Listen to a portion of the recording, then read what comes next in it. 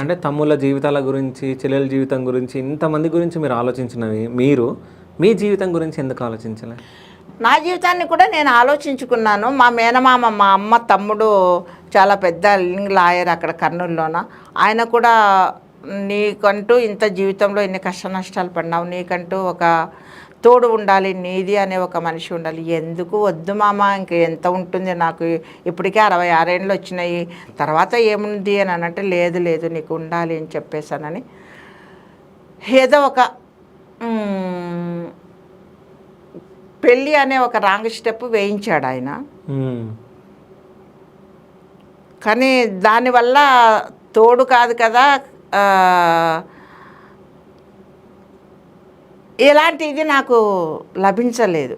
ఇంకా కష్టాలు నష్టాలు దానివల్ల ఎన్నో జరిగాయి. కష్టాలు వచ్చినాయి అప్పుడు కష్టాలు, ఆ కష్టాలంటే చెప్పుకోలేనటువంటి కష్టాలు వచ్చాయి. ఎందుకు ఇప్పుడు 66 ఏళ్ళ జీవితం, ఇంత బాగా జరిగిన జీవితం తర్వాత ఉంటే ఎన్నేళ్ళు ఉంటాను, ఈ తోడు, ఇంత కష్టాన్ని కలిగించే తోడు నాకు అవసరం లేదు అన్నాను. పోయినాను, ఆయనకే చెప్పుకున్నాను, మామకు మేనమామకు పిలిపించి చెప్తానన్నారు. వద్దు అవసరం లేదు, నువ్వు ఆయన అవతల కష్టాలు పెట్టేవాళ్ళు ఆయన ముందరనే కష్టాలు పెడుతూ ఉంటే ఆయన చూసుకుంటూ తల వంచుకొని వాళ్ళకి ఎదురు చెప్పలేకపోతే అలాంటి వాడిని నువ్వు పిలిపించి ఏం చెప్తావు, నేనేం మార్చుకుంటాను. భార్య అనేది ఆయనకు మనసులో ఉండి మనం ఎదిరించాలి, అవతల వాళ్ళని ఎదిరించి నా భార్యను నేను కాపాడుకోవాలి అని అనేది ఒక మొగనిగా మగవానిగా అతనికి ఉండాలి. ఆ రెండో అతనికి లేనప్పుడు నువ్వు పిలిచి చెప్తే ఏమి, నేను పిలిచి చెప్తే ఏమి. మీరు చెప్పినందుకు ఒక మేనమామగా, నా వెల్విషర్గా చెప్పారు కనుక నేను ఆ స్టెప్ తీసుకున్నాను.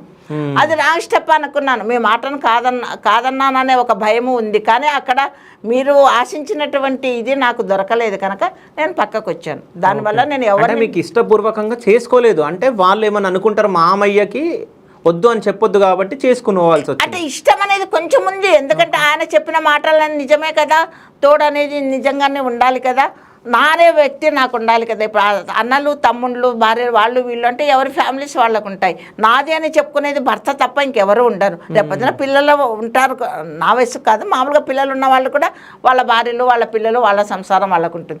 ఏ భార్యకైనా నాది అని చెప్పుకోవడానికి భర్తనే ఉంటాడు. ఆయన చెప్పిన తర్వాత ఆలోచించుకొనే చెప్పమ్మా, నా స్నేహితుని సంబంధించిన వాళ్ళు అని అన్న. సరే, నేను ఆయన మాట తీసేయలేక ఇది కూడా నేను ఆలోచన చేసుకొని నిజమే కదా, నాకు కూడా ఒక తోడు ఉండాలి, నా మనిషి అనేవాడు ఉండాలి అని చెప్పేసి చేసుకున్నాను పెళ్ళి. కానీ అది రాంగ్ స్టెప్ అయింది. ఓకే, కష్టాలు అంటే సెకండ్ మ్యారేజ్ ఆయన